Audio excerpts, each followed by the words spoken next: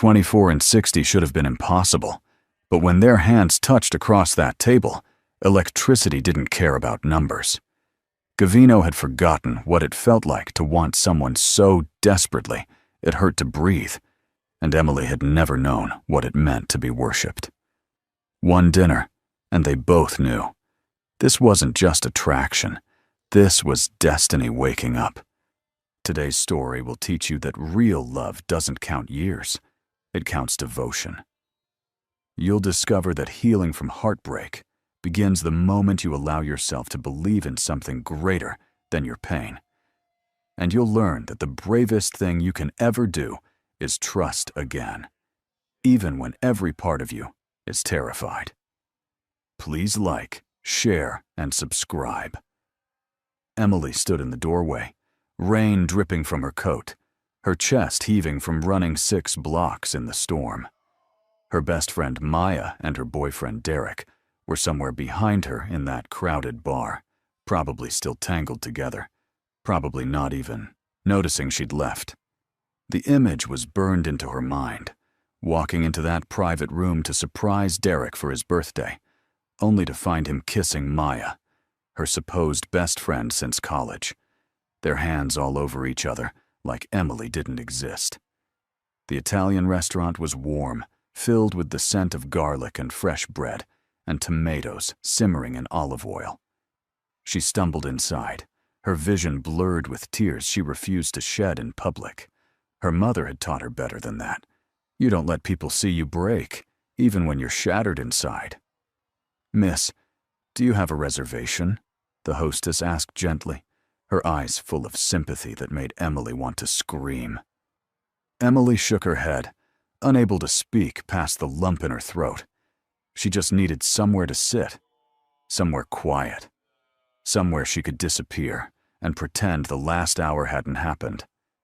Somewhere she could figure out how her entire life had fallen apart in the space of a heartbeat.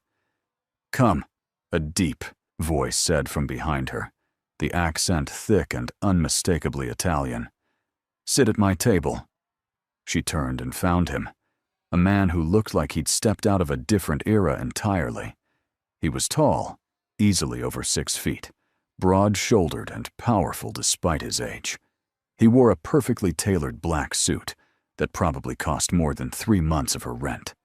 His hair was mostly dark with distinguished gray at the temples, his beard more salt than pepper, carefully trimmed and elegant.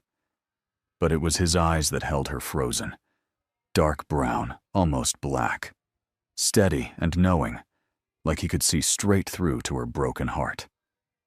He was older, much older than her 24 years, but he didn't look old in the way she expected. He looked timeless, like a statue in a museum that had witnessed centuries and remained standing. "I don't," Emily started, her voice cracking. "You're soaked. You're upset. And this restaurant is full." His accent wrapped around each word like silk, making even simple statements sound profound. "I'm dining alone. You need a seat. Simple solution, no?" Something about his calm certainty, the way he stated facts without judgment or pity, made her nod. He gestured to the hostess with a small motion of his hand, barely more than a finger lift, and the woman immediately straightened, leading them to a corner booth away from the crowded dining room. The booth was private, tucked into an alcove with soft lighting and a view of the rain-soaked street outside. Emily slid in, grateful for the leather seat that seemed to hold her together when she felt like falling apart. Gavino, though she didn't know his name yet, took the seat across from her, maintaining a respectful distance. He didn't crowd her space, didn't lean forward with fake concern, just sat there, solid and present, like a mountain that had no intention of moving. "I'm Gavino," he said, pouring her a glass of water from the pitcher on the table with steady hands. "Gavino Dante." The name sounded important somehow, though Emily couldn't place why. "Emily Hayes," she whispered, accepting the glass with trembling hands. The water was cold and clean, and she drank half of it in one gulp, suddenly realizing how thirsty running through the rain had made her. He didn't ask what happened, didn't pry or probe or offer empty platitudes. He simply signaled the waiter, another small gesture that brought immediate attention, and ordered soup, bread, and tea without consulting her. When she opened her mouth to protest, he raised one hand gently. "You look like you've had a difficult evening. Food first. Words after, if you wish." His dark eyes held hers. "Trust me on this. The body needs nourishment before the heart can begin to heal." The soup arrived within minutes, a rich minestrone thick with vegetables and beans, smelling like comfort itself, like someone's grandmother had been cooking it all day with love. Fresh bread came with it, still warm, from the oven, with real butter and olive oil for dipping. The tea was chamomile, soothing and gentle. Emily hadn't realized how cold she was until the first spoonful of soup warmed her from the inside out. She ate slowly at first, then faster, her body remembering it needed fuel even when her heart was breaking. Gavino ate his own meal in silence, occasionally glancing at her, but never staring, never making her feel watched or judged, just present, solid. "There. My boyfriend cheated on me," Emily finally said, the words tumbling out before she could stop them. "With my best friend. I walked in on them tonight. It was his birthday party, and I went to surprise him, and instead I found them." She couldn't finish the sentence. Gavino's expression didn't change dramatically, but something dark flickered in his eyes. Something cold and dangerous that was there and gone in an instant.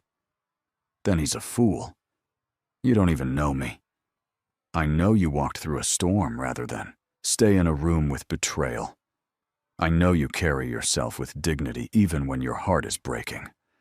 I know you came into a restaurant alone and soaking wet, but you didn't make a scene or demand attention." He set down his spoon deliberately.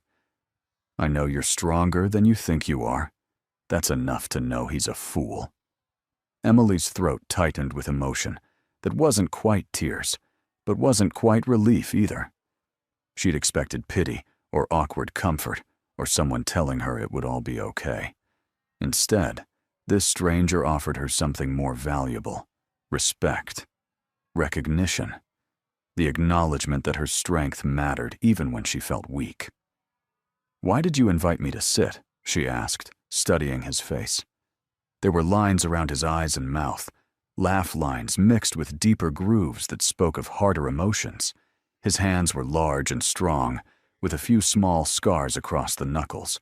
Working hands, despite the expensive suit. Gavino considered the question, carefully, like he considered everything. "Because you reminded me of someone I once knew. Someone who needed kindness when the world had been cruel." He paused, his gaze distant for a moment. "And because I could not watch you stand in the rain any longer.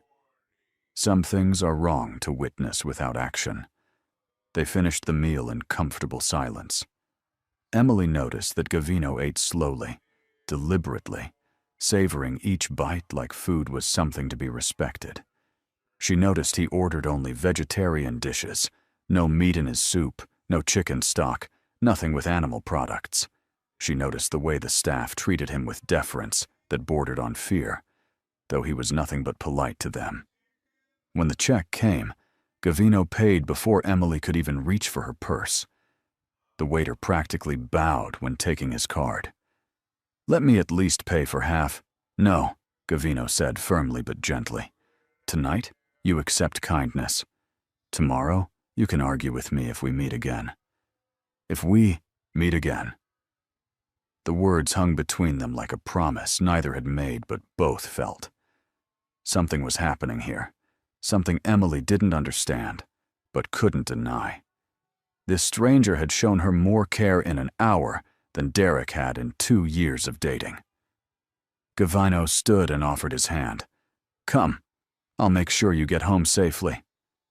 "I have a car," Emily said, standing as well, Her legs felt steadier now, her mind clearer. "You're in no state to drive. My driver will take you." "That's really not necessary, Emily." The way he said her name stopped her cold. It wasn't commanding or harsh. It was careful, like he was tasting something precious, rolling the syllables around in his mouth to see how they felt. "Please, allow me this. Let me help you. It costs you nothing but a few moments of time." She nodded, too exhausted to fight, too touched by his genuine concern to refuse. Something about Gavino made her feel safe in a way she'd forgotten was possible. Outside, a sleek, black car waited at the curb, a Mercedes with tinted windows and leather seats. The driver, a middle-aged man in a dark suit, opened the door immediately when Gavino approached. He moved with military precision, standing at attention until Gavino gave him a small nod. Emily slid inside the warm interior, sinking into seats that felt like butter. Gavino leaned down to speak through the window, one hand resting on the roof of the car. "Emily Hayes," he said softly, his voice barely audible over the rain. "The world is full of fools who don't recognize treasure when they hold it. You deserve better than what you received tonight. Remember that. Promise me you'll remember." Before she could respond, before she could thank him, or ask for his number, or do any of the things her spinning mind was suggesting, he stepped back. The car pulled away into the rain, and Emily watched through the rear window as Gavino stood there, hands in his pockets, getting soaked as he watched her leave. Something in her chest cracked open, not breaking but expanding, making room for feelings she didn't have names for yet. The next morning, Emily woke with swollen eyes and a heart that felt like someone had taken a hammer to it. Her phone was filled with texts from Derek, 37 of them, each more desperate than the last. Apologies and excuses and promises that it meant nothing, that Maya had kissed him, that he'd been drunk, that he loved Emily, only Emily, always Emily. Nothing from Maya, not one word. Just silence from the friend she'd known since they were 18. The friend who'd been her maid of honor in her imagined future wedding. The friend she'd trusted with everything. Emily blocked both numbers without reading the rest of the messages. She deleted their photos from her phone, their contact information, every trace she could erase in 5 minutes. Then she dragged herself to work, moving through her apartment like a ghost. She worked at a small art gallery downtown called The Meridian, a quiet job she loved because it let her disappear into beauty when life became too loud. The gallery specialized in contemporary artists, mostly local, and Emily spent her days cataloging pieces, arranging exhibitions, and talking to collectors about the emotional resonance of color and form. It was perfect for someone who'd always wanted to be an artist herself, but never quite had the courage to try. Today, she needed that escape more than ever. Needed to lose herself in other people's visions instead of drowning in her own pain. But when she arrived at work, there was a delivery waiting at the front desk. A massive bouquet of white roses, easily 3 dozen, arranged in a crystal vase that caught the morning light like diamonds. The gallery assistant, Emma, was staring at them with wide eyes. "These just arrived for you," Emma said, her voice hushed with awe. "Emily, who did you save in a past life?" Emily approached the flowers like they might bite, her heart pounding. There was a card tucked among the blooms, heavy cream paper with elegant handwriting in black ink. Treasure doesn't lose value because someone failed to appreciate it. L.D. Gavino, a man she'd met once for barely an hour, who somehow understood exactly what she needed to hear. Not empty reassurances that everything would be okay. Not platitudes about fish in the sea or time-healing wounds. Just a simple statement of fact. She had value, regardless of Derek's inability to see it. Emily pressed the card to her chest, feeling something dangerous blooming in her heart. Something that felt like hope, which was terrifying because hope could be crushed. and she wasn't sure she could survive another crushing. She put the flowers on her desk where she could see them all day. Emma kept circling back, asking questions Emily couldn't answer. Who was LD? How did they meet? Was he single? Was Emily okay? The answers felt too complicated, too new, too fragile to speak aloud. Throughout the day, Emily tried to focus on work. She had an exhibition to prepare, a series by a young American woman artist who painted portraits of everyday heroes, regular people doing extraordinary things in their communities. The paintings were powerful, full of dignity and strength, and Emily lost herself in arranging them on the gallery walls, finding the perfect flow and balance. But her mind kept drifting back to Gavino, to his steady presence, to the way he'd offered help without making her feel weak, to the way he'd looked at her like she mattered, like she was worth protecting, worth caring about. Later that evening, as Emily locked up the gallery, she found him standing across the street. Just standing there, leaning against a lamppost like he had all the time in the world, hands in his pockets, watching her with that same intense focus from the night before. Her heart did something strange in her chest, a flutter and a squeeze all at once. She looked both ways and crossed the street toward him, her bag clutched in her hands. "Are you following me?" she asked, trying to sound stern but failing because her voice came out breathless. Gavino's lips curved into the smallest smile. "Checking on you. There's a difference. How did you even find me? You mentioned last night that you worked at a gallery. There are only 3 in this neighborhood." He gestured to the small, elegant building behind her with its understated sign and beautiful display windows. "You seem like someone who appreciates quiet beauty over commercial flash. Loud galleries with trendy art wouldn't suit you. You'd want something more substantial." This one felt right. Emily should have been disturbed by this reasoning, should have been alarmed that he'd tracked her down based on a passing comment and his own deductions. Instead, she felt seen, understood in a way that was both thrilling and terrifying.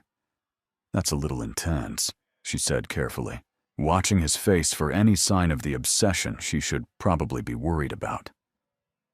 "Perhaps." Gavino pushed off the lamppost and walked closer, though he stopped at a respectful distance, close enough to talk without shouting, far enough that she didn't feel crowded. "But I wanted to make sure you were all right, that you hadn't spent the day drowning in the pain of what happened. That's all. No ulterior motives, no expectations. You sent me flowers. You needed to remember your worth. Flowers seemed appropriate." He tilted his head slightly. "Did I overstep? If I made you uncomfortable, I apologize. That wasn't my intention." "No, they were beautiful. They are beautiful."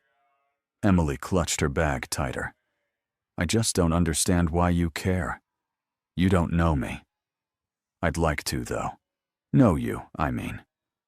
Gavino's dark eyes held hers, and Emily felt like she was falling into them. "If you'll allow it." Emily studied him in the streetlight, seeing details she'd missed in the restaurant's dim lighting. He was dressed more casually today, still elegant, but in dark slacks and a charcoal cashmere sweater that emphasized his powerful build. Up close, she could see that despite his age, his body was strong, well-maintained. He looked like he could have been a model in his youth, all sharp angles and dramatic features. Now, he looked like something more. Someone who commanded rooms without saying a word, who made decisions that affected lives, who carried weight she couldn't see but could somehow feel. "How old are you?" The question slipped out before she could stop it, and Emily felt her face heat with embarrassment. "Sorry, that's rude." Gavino's smile widened slightly, showing straight white teeth. 60. And you're 24, I'm guessing." Emily's eyes widened. "How did you?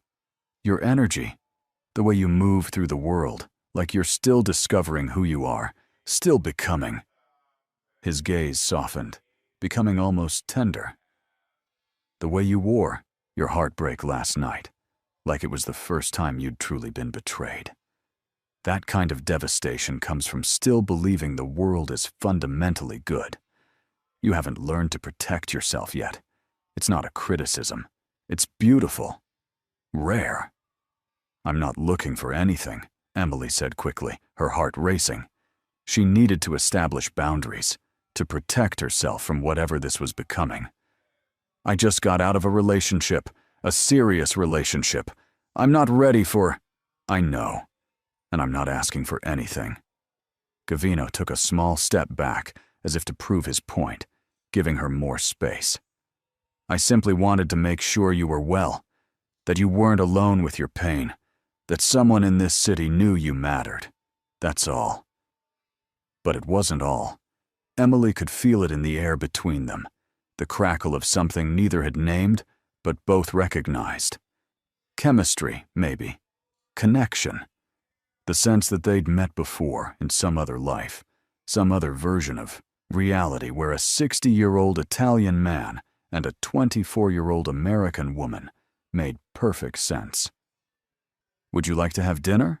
Gavino asked, his voice casual, but his eyes intense.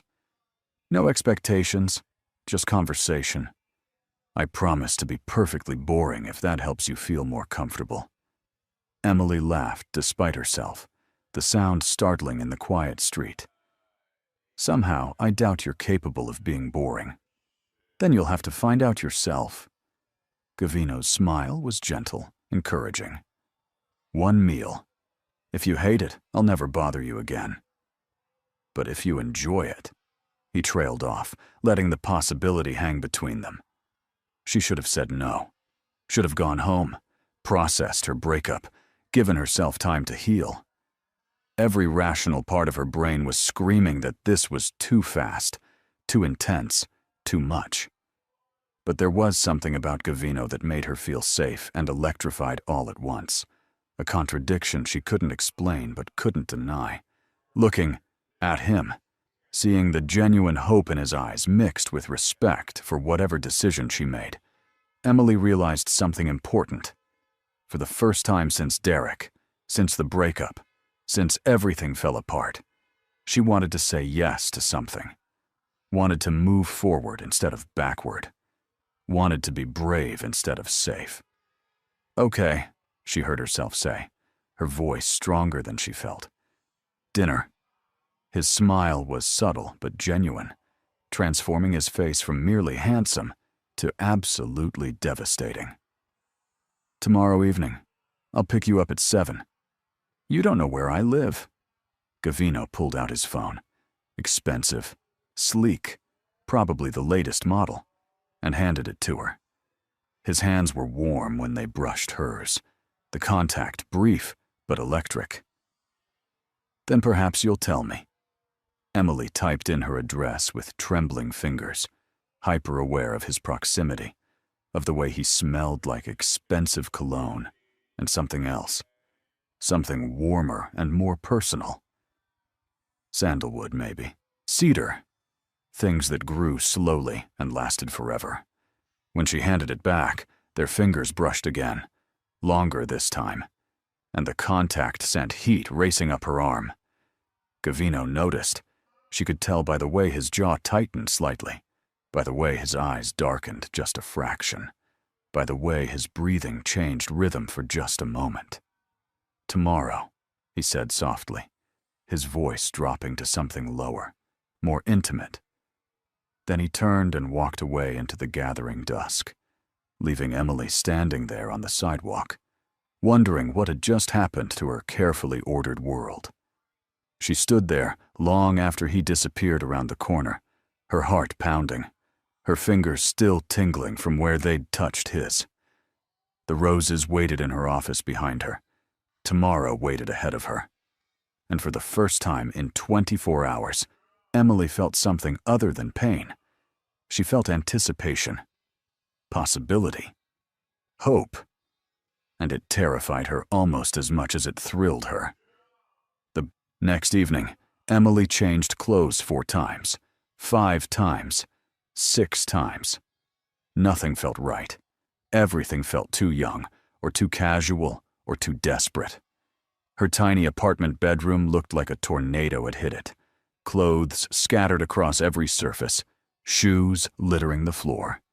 She tried on a red dress, too sexy, like she was trying too hard. A casual sundress, too young, like she was emphasizing their age difference. A pantsuit, too formal, like she was going to a job interview instead of dinner. Finally, she settled on a simple black dress that hit just above her knee, elegant without being showy, that made her curves look good without being obvious about it. She paired it with simple gold jewelry and black heels that made her legs look longer. Her natural hair was pulled back in a low bun that showed off her neck and face. Minimal makeup. She'd never been one for heavy cosmetics, just enough to enhance her features.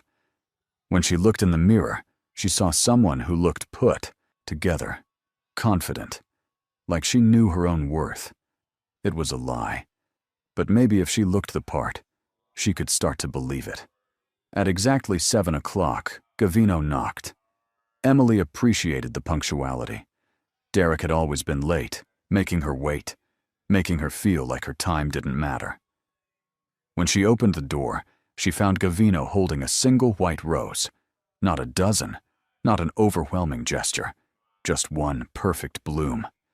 And wearing a suit that probably cost more than her monthly rent and utilities combined. Navy blue, perfectly tailored to his frame, with a crisp white shirt and no tie. Elegant but not stuffy.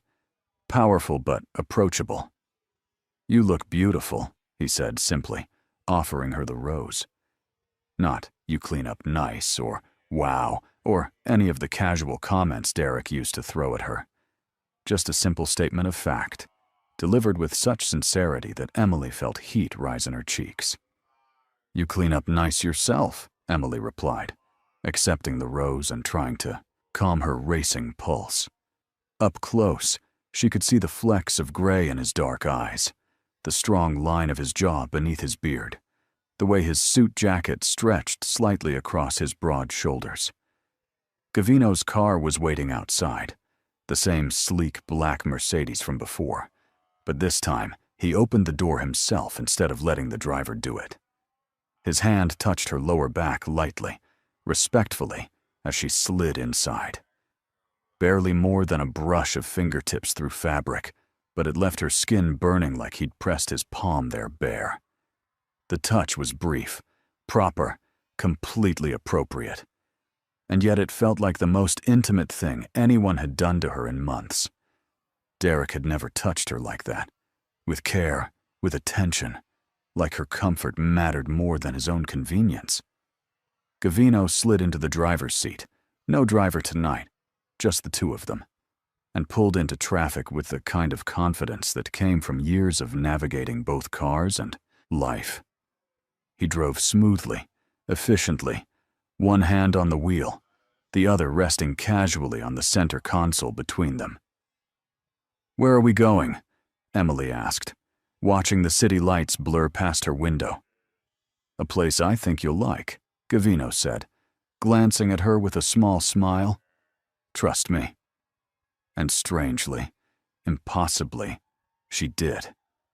He took her to a restaurant she'd never heard of, a small, private place tucked away in the hills outside the city, accessible only by a winding road that climbed higher and higher until the valley spread out below them like a carpet of lights. The restaurant itself was beautiful, but understated, built into the hillside, with floor-to-ceiling windows that showcased the view. "How did you find this place?" Emily asked, as they were led to a table on the terrace, the night air cool but comfortable, the city glittering below like fallen stars. "I own it," Gavino said casually, as if owning restaurants was perfectly normal. He pulled out her chair himself, waiting until she was settled, before taking his own seat across from her. Emily blinked, processing this information. "You own. What do you do exactly?" "I'm in business. Import-export, primarily. Some real estate. Various investments." He spoke dismissively, like his work was the least interesting thing about him. But tonight, I'd rather talk about you. There's not much to tell. I doubt that very much.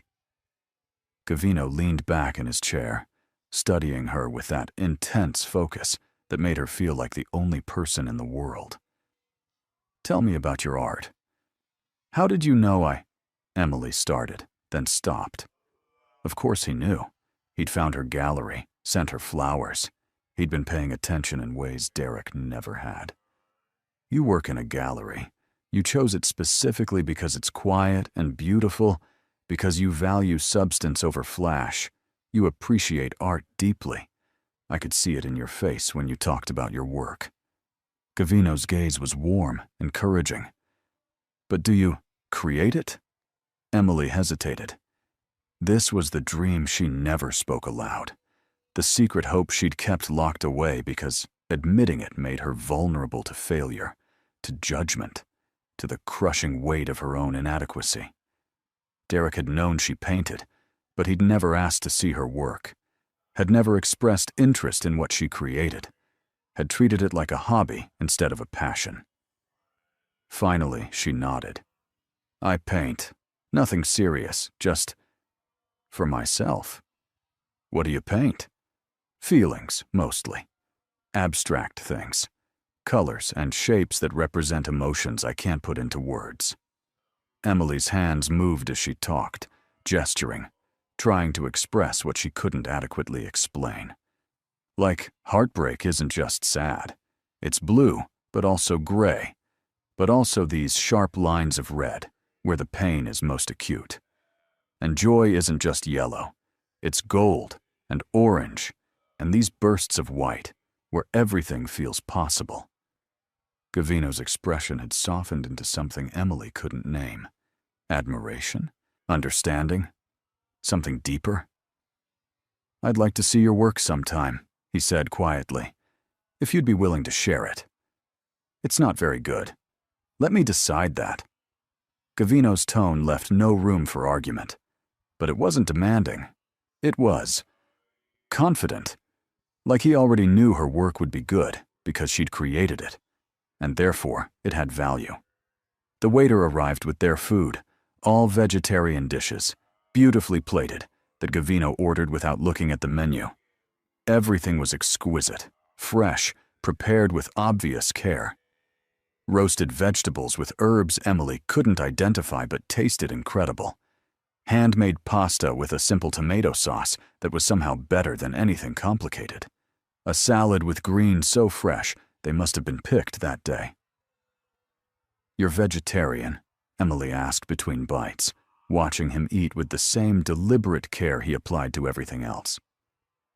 For 30 years now. I believe in doing as little harm as possible. He smiled, slightly, something dark flickering behind his eyes.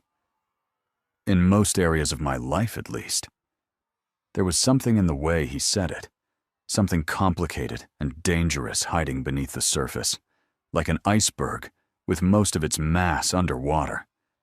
But before Emily could ask what he meant, Gavino changed the subject with the skill of someone accustomed to deflecting personal questions. Tell me about your family. They talked for hours, the food and wine flowing easily between them. Emily found herself opening up in ways she never had before.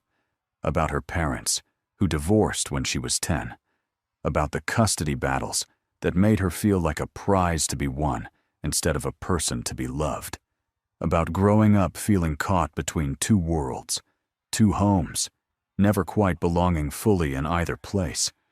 About her dreams of becoming a real artist someday, of seeing her work in galleries, of creating something meaningful that would outlast her.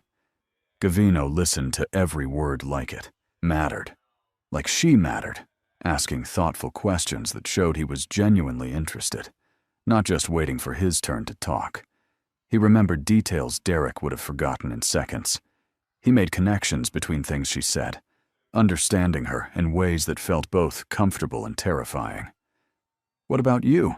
Emily finally asked, realizing she'd been talking for almost an hour straight. Do you have family? Something shuddered in Gavino's expression, walls coming up that hadn't been there before. I did once, a long time ago. He paused, his hand stilling on his wine glass. My mother died when I was 12. Cancer. My father died when I was 15. Heart attack, though I suspect grief played a role. After that, I raised myself.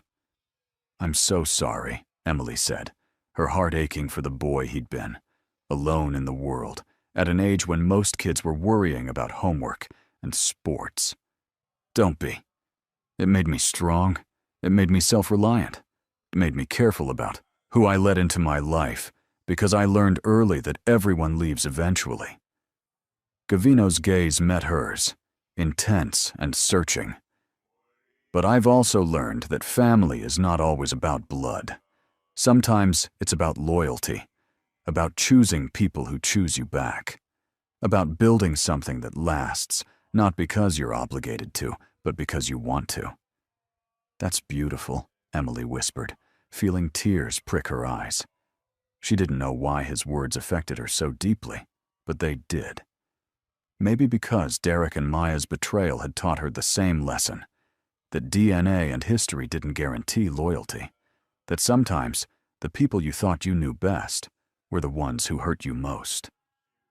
It's survival, Gavino corrected gently, reaching across the table to cover her hand with his. His palm was warm, his fingers gentle. But tonight is not for sad stories.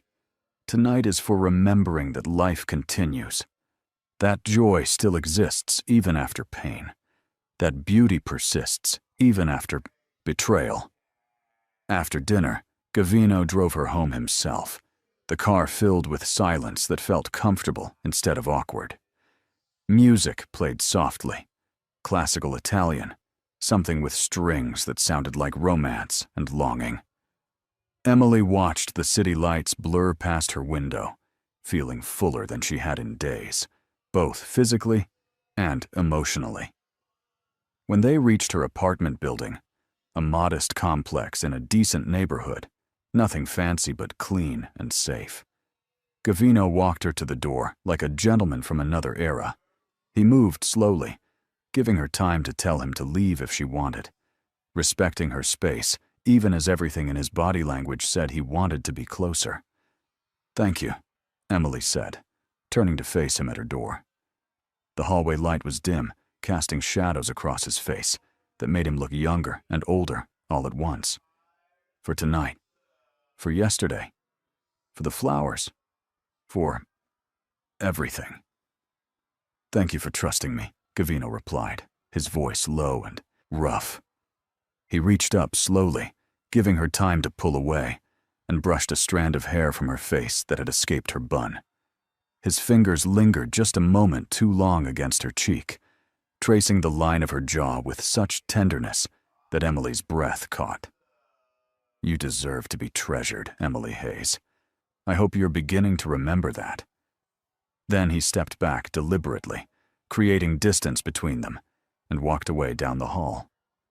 Emily stood there, her cheek burning where he'd touched her, her heart pounding against her ribs, wondering how a man she barely knew had managed to reach into her chest and rearrange everything. She went inside and leaned against her door, sliding down to sit on the floor, pressing her hand to her face where his fingers had been. The apartment felt too empty, too quiet. She could still smell his cologne, could still feel the ghost of his touch, could still hear his voice saying her name like it was something precious. Derek had never looked at her the way Gavino did, had never touched her with such reverence, had never made her feel like she was something rare and valuable that needed to be handled with care.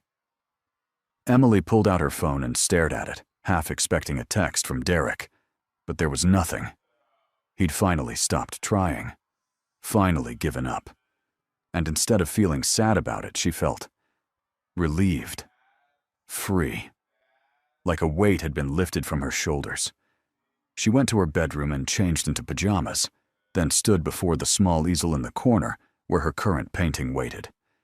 It was an abstract piece she'd started weeks ago, before Derek, before the betrayal, when her life had felt stable, if not exactly exciting. Now, looking at it, she saw how lifeless it was, how safe, how afraid.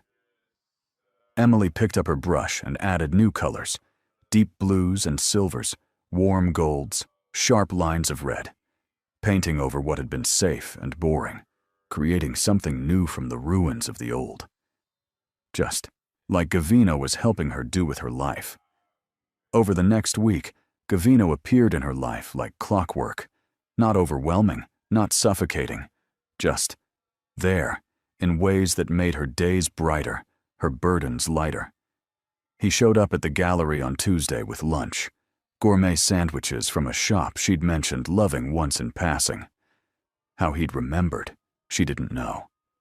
They ate in her tiny office, talking about art and food and their favorite books.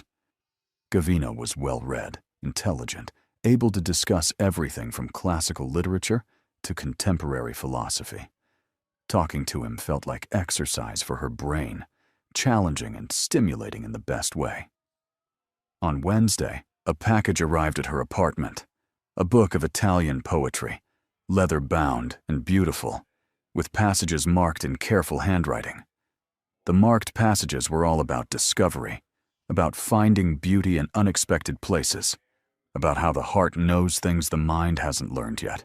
Gavino had written notes in the margins, explaining context, translating phrases that didn't work in English, sharing his thoughts on what the poets meant. It was the most thoughtful gift Emily had ever received. Not expensive necessarily, though the book clearly was, but personal. Chosen specifically for her. Marked up with his own thoughts like he was sharing a piece of himself. On Thursday, he called just to ask about her day. They talked for 2 hours about nothing important. Her frustrating customer at the gallery, his meeting with a difficult supplier, what they'd each had for lunch, whether it was going to rain this weekend. Normal, everyday conversation that felt intimate because he genuinely cared about her answers. On Friday, he invited her to a charity event. "I need a date," he said, simply when he called, "and I'd like it to be you. But I understand if it's too much, too soon. These events can be overwhelming. Lots of people. Lots of questions." "What's the charity?" Emily asked, twisting the phone cord around her finger. Children's education in underserved communities, providing art supplies and music instruments to schools that can't afford them. Gavino's voice warmed with genuine passion. "I believe every child deserves access to beauty, to creativity. Art saved me when I was young and alone. It might save someone else." How could she say no to that? "Okay, I'll come." "Truly?" "You don't have to. I want to," Emily interrupted. And she did. She wanted to see Gavino in his element, wanted to meet his world, wanted to understand more about this man who was quickly becoming central to her thoughts. "Then I'll pick you up at 7 tomorrow. Wear something formal. These events tend to be rather fancy." He paused. "Emily?" "Yes?" "Thank you for saying yes, for giving me chances I probably don't deserve." "Stop saying that," Emily said firmly. "You deserve good things too, Gavino, not just me." "You." His silence spoke volumes. Then softly, "You're teaching me to believe that." Slowly. "But you are." The charity event was held at a luxury hotel downtown, the kind with marble floors and crystal chandeliers and staff in white gloves. Emily felt out of place in her simple cocktail dress, which was the most formal thing she owned, until Gavino took her arm and whispered, "You're the most beautiful woman here. Hold your head high." And somehow, with his steady presence beside her, his hand warm and solid at the small of her back, she believed him. She walked into that ballroom like she belonged there, and people made space for her, smiled at her, treated her like someone important, simply because she was with Gavino. Throughout the evening, Emily watched Gavino work the room. He moved through crowds like a shark through water, smooth, powerful, commanding attention without demanding it. People approached him with respect that bordered on fear. Men shook his hand carefully, like they were handling something dangerous. Women smiled, but kept their distance, aware of invisible boundaries. Important people, powerful people, sought his attention. Emily recognized faces from the news, politicians, business leaders, celebrities. They all treated Gavino like he was someone who mattered, someone whose opinion carried weight, someone whose favor was valuable. "Who are you really?" Emily asked quietly during a break in the conversations, when they'd stepped onto a balcony for fresh air. Gavino's smile was enigmatic, secretive. "I'm exactly who I said I was, a businessman, someone who imports goods and exports others, someone who values loyalty and punishes betrayal." "That's not an answer." "It's the only answer I can give right now." Gavino turned to face her, his expression serious. "My world is complicated, Emily. I exist in spaces where power matters more than morality sometimes, where connections are currency and weakness can be fatal. I'm not ashamed of what I've built, but I'm aware it's not normal." "Are you dangerous?" Emily asked, her heart pounding. Gavino considered the question carefully. "To people who threaten what's mine, yes. Very. To you?" He cupped her face gently, his thumb stroking her cheek. "Never. I would burn the world down before I let anything hurt you." It should have frightened her, the intensity of his declaration, the darkness in his eyes, the promise of violence for her sake. Instead, Emily felt protected, safe, cherished in a way she'd never experienced. Before she could respond, a voice interrupted them. "Gavino," a man said, his tone falsely friendly. "Good to see you." They turned to find a younger man, maybe 35, handsome in a conventional way, wearing an expensive suit and a predatory smile. Emily immediately disliked him, though she couldn't say why. "Andrew," Gavino said, his voice cooling several degrees. His hand moved to Emily's waist, pulling her subtly closer to his side, in a possessive gesture that was as clear as a spoken claim. Andrew's gaze shifted to Emily, traveling over her body in a way that made her skin crawl. His smile widened. "And who is this stunning creature?" "This is Emily," Gavino said, his tone leaving no room for interpretation. "My date." Something in his voice made Andrew step back slightly, survival instincts kicking in. But the younger man's eyes still lingered on Emily, in a way that made her uncomfortable, made her want to hide behind Gavino, made her want to leave this balcony and never see Andrew again. "Lucky man," Andrew said, though his smile didn't reach his eyes. Then, to Emily directly, "If you ever get tired of older company, I'd love to show you what a younger man can offer. Someone more your age, more your speed." The temperature dropped 10 degrees. Gavino's expression didn't change dramatically, but Emily felt his hand tighten on her waist, felt the tension radiating from his body like heat from a furnace, felt something dangerous uncaging itself in the man beside her. "Andrew," Gavino said quietly, each word precise and deadly as a knife strike. "Walk away now, or I'll make you regret every word you just said. Not here, not tonight, but soon, and you'll remember it for the rest of your significantly shortened life." Andrew paled, his bravado crumbling. He took 2 steps back, nearly stumbling. "I didn't mean, yes you did, and that's the problem." Gavino's smile was cold, empty of warmth or humor. "Leave. Now. Before I change my mind about letting you walk away at all." Andrew fled into the ballroom, disappearing into the crowd like a rat into shadows. Emily looked up at Gavino, her heart pounding. "That was disrespectful," Gavino finished, his jaw still tight with barely controlled rage. Disrespectful to you, and I don't tolerate disrespect toward people I care about. Toward you, especially. People he cared about. The words hung between them, heavy with meaning neither was ready to explore. But they both felt the weight of them, the promise, the claim. "Let's go," Gavino said suddenly. "I've fulfilled my obligations here, and I don't want you in the same room as that man for another moment." They left the event early, Gavino's hand never leaving the small of her back as they navigated through the crowds. People moved aside for them, sensing something dangerous in Gavino's energy, something barely controlled that made them want to give him space. The car ride back was silent and charged, filled with tension that had nothing to do with fear and everything to do with something Emily wasn't ready to name. Gavino drove with one hand clenched on the wheel, his knuckles white, his jaw tight. He was furious, not at her, she knew, but at Andrew, at the disrespect, at the threat to something he was clearly beginning to see as his.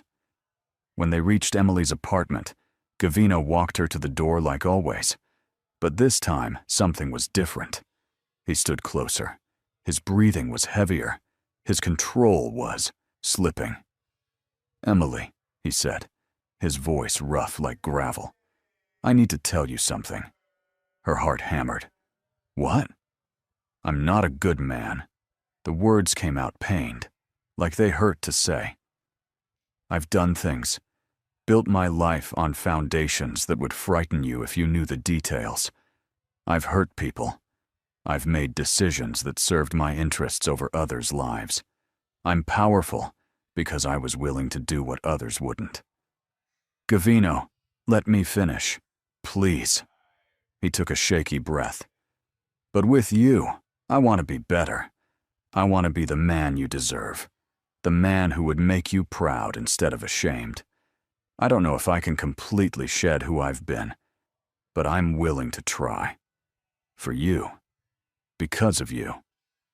Emily reached up and touched his face, her palm against his bearded cheek, feeling the roughness of it, the warmth of his skin, the realness of him.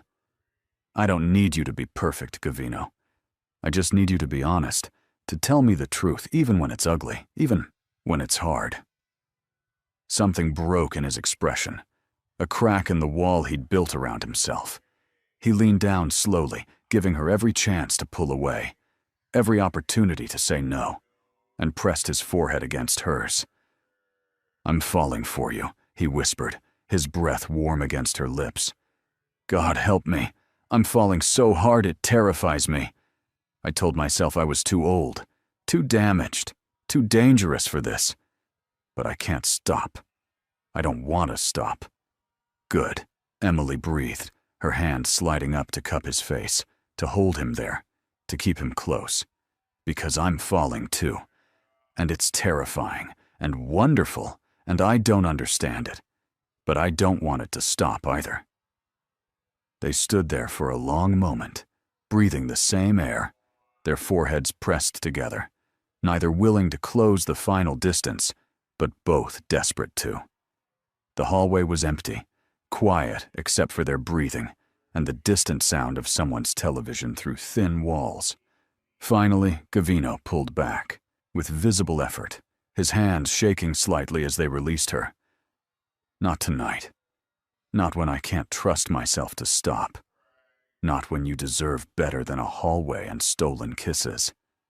He pecked her forehead gently and walked away.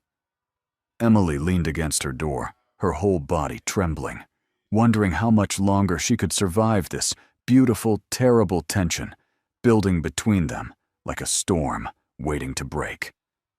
2 days later, Emily's phone rang at midnight. She grabbed it groggily, her heart jumping when she saw Gavino's name illuminated on the screen. "Hello?" she answered, suddenly wide awake, worry flooding through her. Midnight calls were never good news. "I'm sorry to call so late." His voice sounded strained, tired in a way she hadn't heard before. "I couldn't sleep. I kept thinking about you, about that night, about Andrew and what he said." Emily sat up in bed, pulling her blanket around her shoulders against the night chill. "Are you okay?" Gavino paused, and she heard him take a breath. "No, I'm not okay. I'm lying in my bed, alone, thinking about you lying in yours. And all I can think about is how much I want to be there with you, how much I want to hold you, how much I hate that there's distance between us." Emily's chest tightened with emotion. "Tell me something," she said softly. "Something small, something that makes you happy." Gavino was quiet for a moment, thinking. Rain on windows, the sound of it drumming against glass, the way it makes everything outside look soft and blurred, like the world is being gently washed clean. When I was a boy, after my mother died, I used to lie in bed and listen to the rain and pretend it was washing away all the bad things, making everything new again. "That's beautiful," Emily whispered, tears pricking her eyes at the vulnerability in his admission, at the image of a young Gavino seeking comfort in the rain. "What about you? What makes you happy?" "You," Emily said without thinking. "Talking to you, being with you, the way you make me feel like I matter, like I'm worth something more than I thought I was. Emily, you're worth everything. You're worth more than I can express." They talked until 3 in the morning, about nothing and everything, about childhood memories and favorite foods, and the kind of life they each dreamed of living. When they finally hung up, Emily felt like she knew him better, like every conversation peeled back another layer, revealing more of the man beneath the power and danger. The next morning, she woke to find a package at her door. Inside was a professional recording of rain sounds, gentle, steady rainfall that sounded like it was right outside her window, along with a note written in Gavino's careful hand. "For the nights when the world is too quiet, and you need to remember that everything can be washed clean. For the nights when you can't sleep, and I'm not there to talk you through it. For the nights when you need to know someone is thinking of you." Emily pressed the note to her chest, feeling something dangerous and wonderful blooming in her heart. This wasn't just attraction anymore. This wasn't just chemistry or loneliness seeking comfort. This was real. This was her falling in love with a man who was completely wrong for her on paper, but felt absolutely right in reality. She put the rain sounds on her nightstand, played them softly, and realized she was smiling. Derek had never given her anything that showed this level of thought, this level of attention to who she really was and what she needed. That evening, Gavino picked her up for dinner at his home. She'd never been to his house before, and when they pulled through the gates of a massive estate in the hills overlooking the city, Emily's breath caught in her throat. "You live here?" she asked, staring at the sprawling villa that looked like it had been transplanted directly from Tuscany. Stone walls, terracotta roof tiles, sprawling gardens with olive trees and lavender and roses. It was stunning. "It's too big for one person," Gavino admitted, helping her from the car with his usual care. "But it reminds me of home, of Italy, of where I came from before America called to me." Inside the house was even more impressive. High ceilings with exposed beams, tile floors in warm terracotta, walls painted in soft creams and golds. But despite its size and elegance, it felt warm somehow. There were books everywhere, in the living room, the hallway, piled on tables. Art on the walls, mostly landscapes and still lifes, beautiful but not showy. Fresh flowers in vases, signs of life. Gavino led her to the kitchen, which was enormous and professional, but clearly well used. Pots and pans hung from a rack overhead. Herbs grew in pots on the windowsill. The smell of something delicious cooking filled the air. "You cook?" Emily asked, surprised yet again by this man who kept revealing new depths. "My mother taught," Me before she died. She said a man who cannot feed himself cannot feed his family.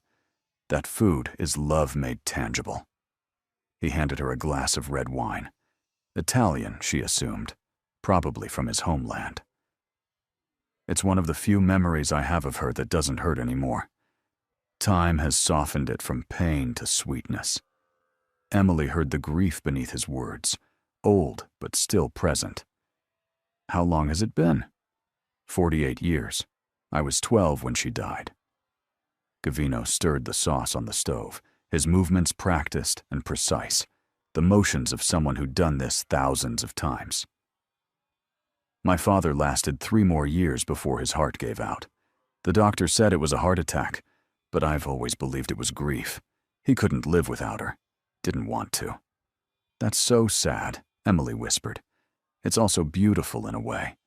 To love someone so much that life without them feels impossible. Gavino turned to look at her, his gaze intense and searching. I used to think that kind of love was weakness, that it made my father vulnerable, made him less. But now, he trailed off, leaving the sentence unfinished, but his meaning was clear. Now he understood. Now he was starting to feel that way about her. After my father died, I was 15, and alone. I had to grow up fast, had to learn to survive in a world that didn't care about orphaned boys, with no one to protect them. Gavino's voice was matter-of-fact, but Emily heard the pain underneath. I raised myself, built my empire from nothing, learned to be hard because softness got you killed. And now? Emily asked softly. Now I'm 60 years old, and I'm learning that maybe hardness isn't the only way to survive, that maybe letting someone in isn't weakness. He smiled slightly. You're teaching me that. Slowly. But you are. Emily crossed the kitchen and wrapped her arms around him from behind, pressing her face against his back. She felt him stiffen in surprise, then relax, one of his hands, covering both of hers where they rested on his stomach. Thank you for letting me in, she whispered, for trusting me with your pain. Thank you for making me feel like trust is possible, Gavino replied, his voice rough with emotion. They stood like that for a long moment, connected, before Gavino gently disentangled himself to finish cooking. But something had shifted between them, another wall down, another step closer to whatever this was becoming. Come, Gavino said, handing her a knife and a cutting board full of vegetables. Help me finish this. I want to teach you how to make my mother's sauce. It's the only piece of her I have left to give. They cooked together in comfortable silence, Gavino guiding her hands, showing her how to cut the tomatoes just right, how much garlic to add, how to taste and adjust. The kitchen filled with steam and spices and laughter when Emily accidentally added too much salt, and Gavino had to rescue the sauce with humor and quick thinking. They ate dinner on the terrace overlooking the valley, the city lights twinkling below them like fallen stars. The food was simple but perfect. Pasta with fresh vegetables, crusty bread Gavino had baked that morning, a light salad with a vinaigrette that tasted like sunshine and herbs. This is incredible, Emily said between bites, savoring every flavor. You really could have been a chef. I had other obligations, Gavino said quietly, his gaze distant. My father's business required my attention when he died. I couldn't pursue simpler dreams. I had responsibilities, people depending on me, legacy to uphold. What business? Gavino set down his fork, his expression becoming serious, guarded. Import-export, as I told you. But it's more complicated than that. My family has connections throughout Italy and America, business relationships that span continents. Some legal, some... He paused. Less so. Emily's pulse quickened, but she kept her expression calm, giving him space to explain. Are you saying you're... I'm saying I exist in a world where power matters more than morality sometimes, where loyalty is currency and weakness can be fatal, where the rules that govern normal people don't always apply. His dark eyes held hers, unflinching, honest. I'm telling you this because I won't lie to you. I won't pretend to be something I'm not. If you choose to walk away now, I'll understand. I'll be devastated, but I'll understand.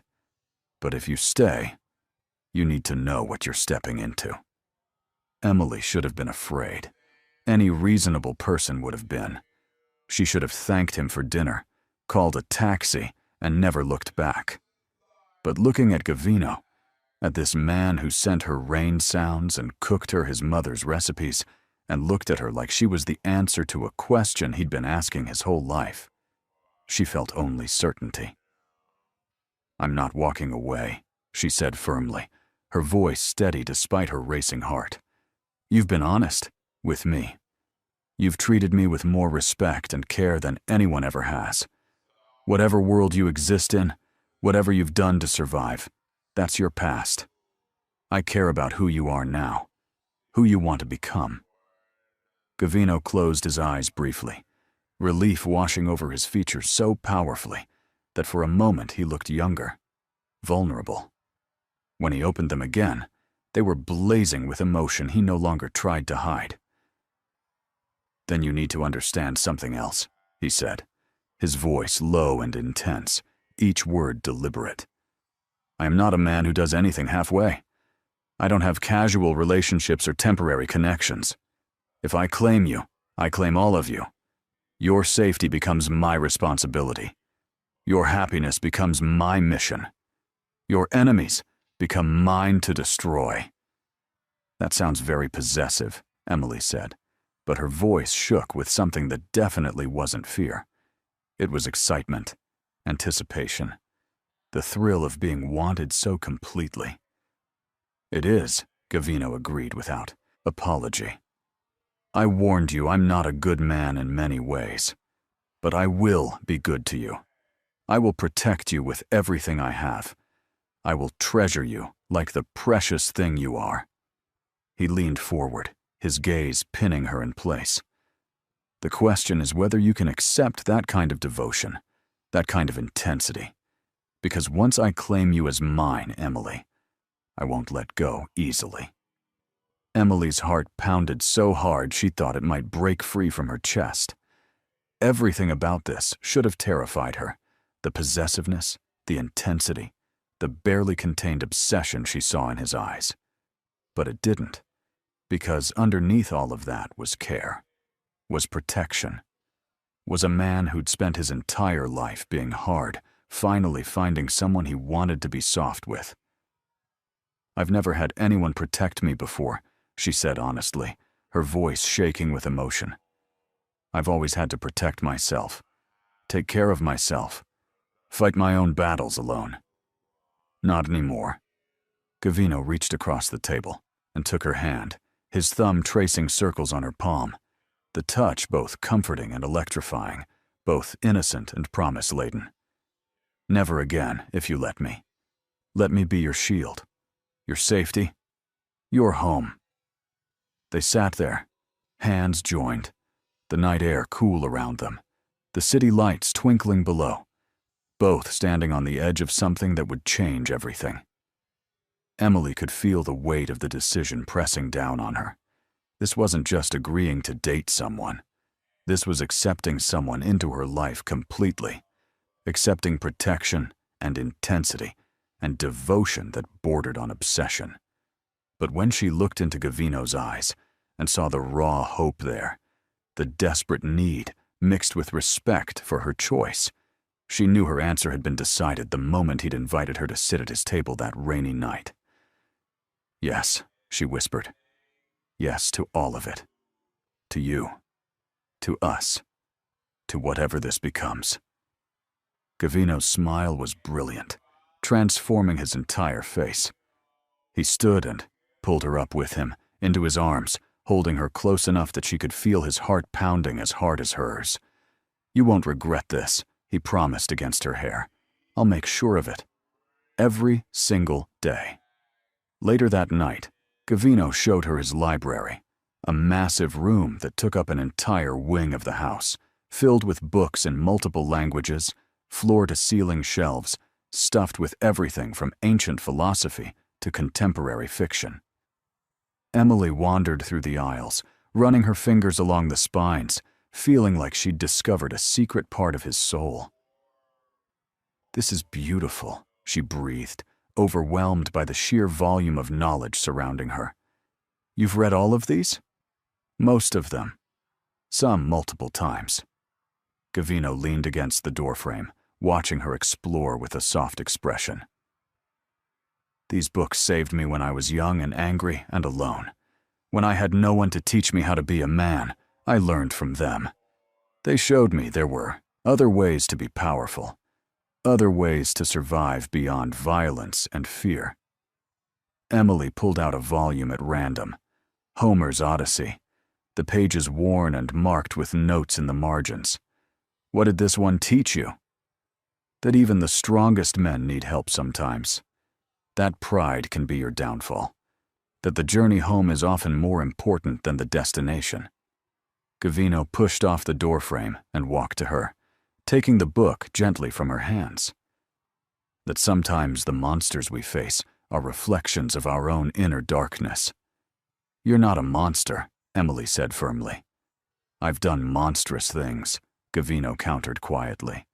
"Hurt people who threatened what was mine, destroyed enemies without mercy, built my empire on fear as much as respect. And now? Now I'm trying to be better, for you, because you make me want to be the kind of man who deserves someone like you." He set the book aside and cupped her face in both hands. "You're changing me, Emily, making me remember the boy I was before the world taught me to be dangerous. And I don't know whether to thank you or apologize for how completely you're undoing me." "Thank me," Emily whispered, rising on her toes to bring her face closer to his. "Always thank me. Because I'm not undoing you. I'm helping you become who you were always meant to be underneath all the armor." They kissed, and when they finally pulled apart, neither of them wanted to step back. "I want you to stay," Gavino said roughly, his voice barely more than a growl. "Just to sleep. I won't. I just need you near. I need to know you're here, safe, with me." Emily nodded, unable to speak past the emotion clogging her throat. Gavino led her through the house to a guest room, beautifully appointed with soft bedding and tasteful furniture, with fresh flowers on the nightstand, filling the air with the scent of roses. He gave her clothes to sleep in, his own shirt that fell to her mid-thigh and soft cotton pants that she had to roll at the waist. They smelled like him, like sandalwood and cedar and something uniquely Gavino. "I'm right next door if you need anything," he said from the doorway, his eyes dark with want, but also with respect, with care, with restraint that clearly cost him. "Gavino." "Yes, Tesoro." The endearment slipped out naturally, unconsciously.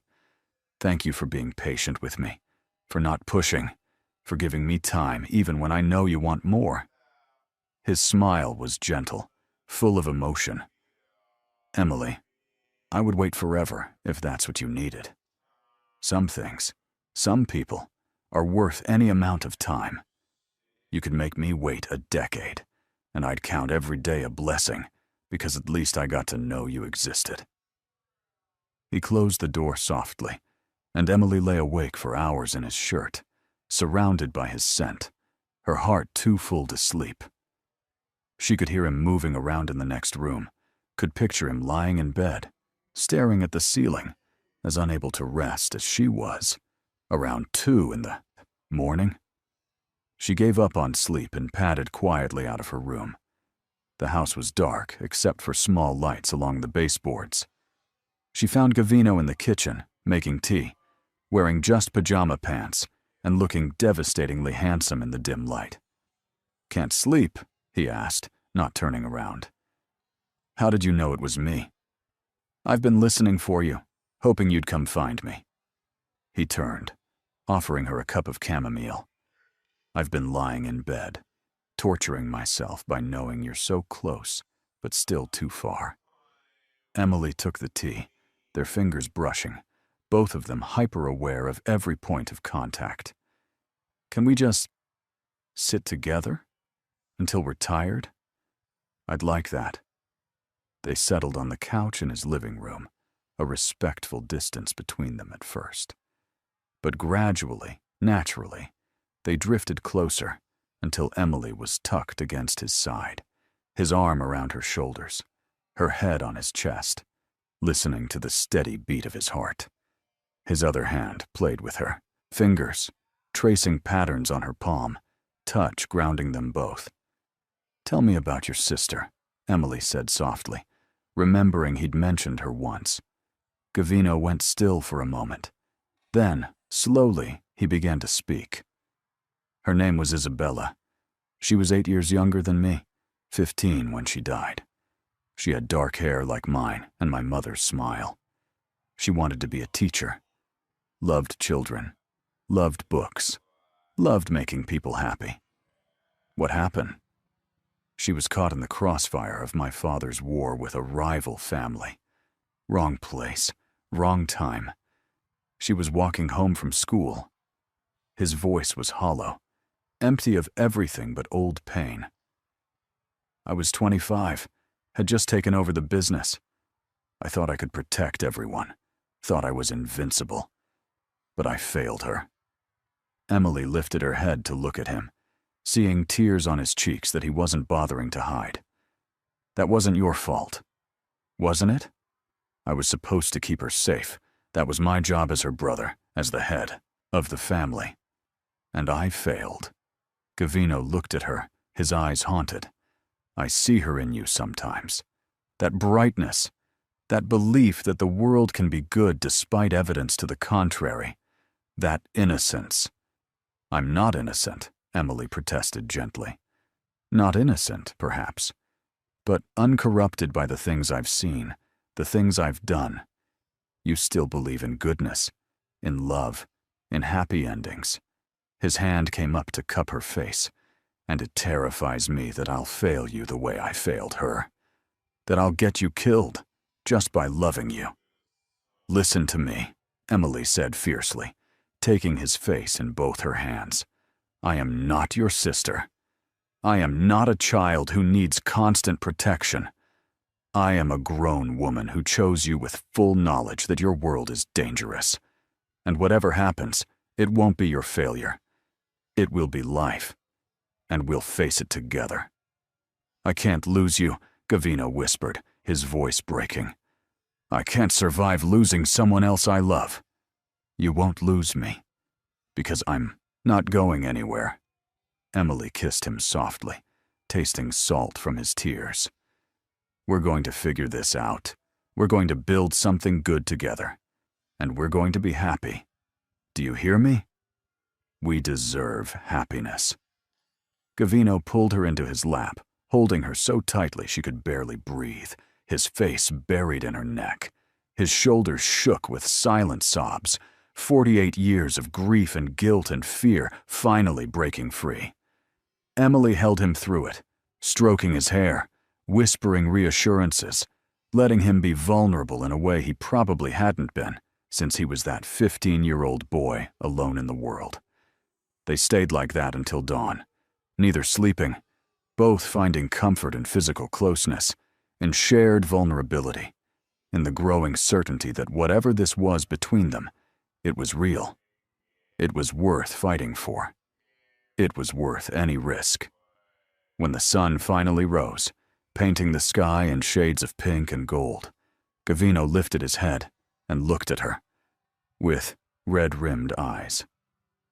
I love you, he said simply, the words falling between them like stones into still water, creating ripples that would spread forever.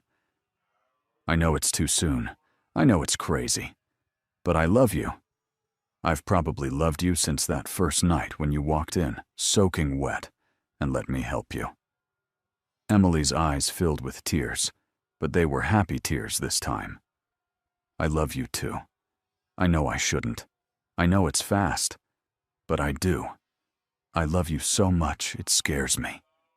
Butterflies raced in Emily's heart, and she felt herself falling and falling into something that felt like flying. The next morning, they woke still tangled together on the couch, stiff and slightly uncomfortable, but neither willing to admit it. Gavino made breakfast, fresh fruit and yogurt and warm bread, and they ate on the terrace in comfortable silence, both processing the emotions of the night before. "I have meetings today," Gavino said reluctantly, like the words physically pained him. "Business I can't avoid. People depending on decisions only I can make. But tonight, I want to take you somewhere special." "Where?" "It's a surprise." He reached across the table and tucked her hair behind her ear, his fingers lingering on her cheek.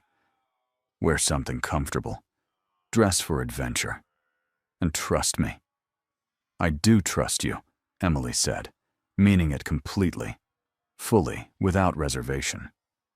Gavino's expression softened into something tender and awed. "That's the most precious gift anyone has ever given me.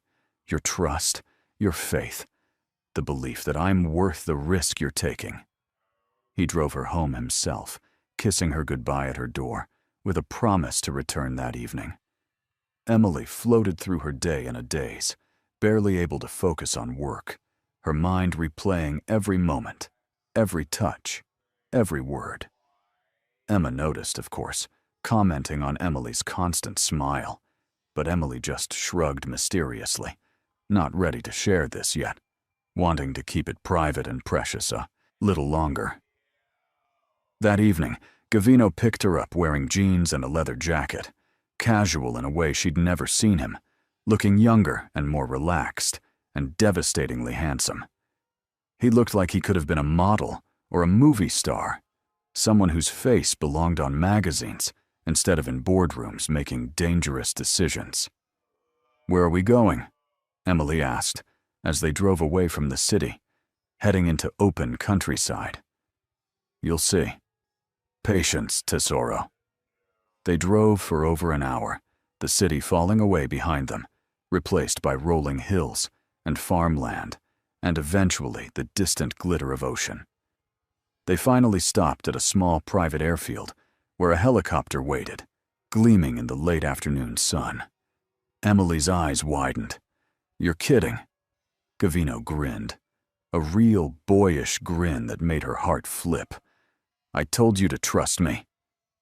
The helicopter lifted into the sky, and Emily gripped Gavino's hand tightly, half terrified and half thrilled as the ground fell away beneath them.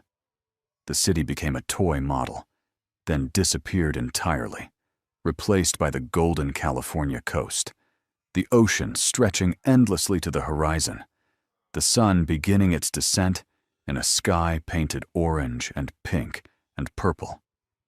They landed on a private beach, completely deserted, with a small cottage nestled among the sand dunes and wild grass. The beach stretched in both directions as far as Emily could see. Pristine sand, crashing waves, seabirds wheeling overhead in the fading light. "I own this land," Gavino explained, helping her from the helicopter with his usual care.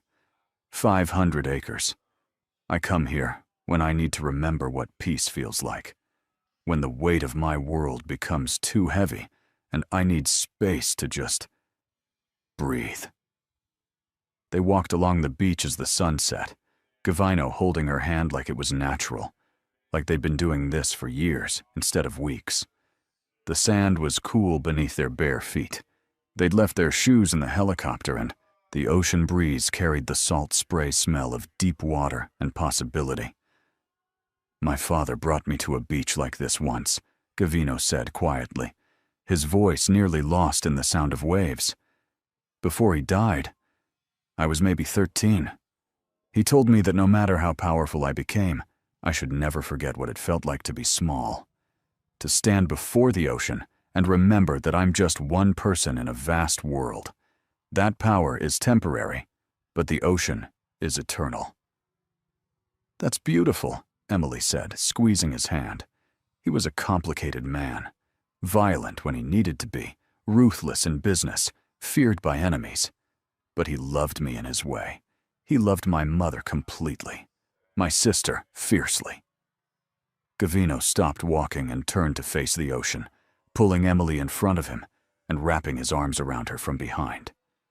I want to love better than he did. I want to love without conditions, without violence, without the need to control everything. I want to love with generosity and trust. Emily leaned back against his chest, feeling the solid warmth of him, the steady beat of his heart against her back. "You already do," she whispered. "With me, you already do." Gavino pressed his face into her hair, breathing deeply. "I'm falling in love with you more every moment. I've been trying to fight it, trying to maintain some distance, some control. But I can't anymore. When I look at you, all my carefully constructed walls just crumble. And I don't care. I don't want them back."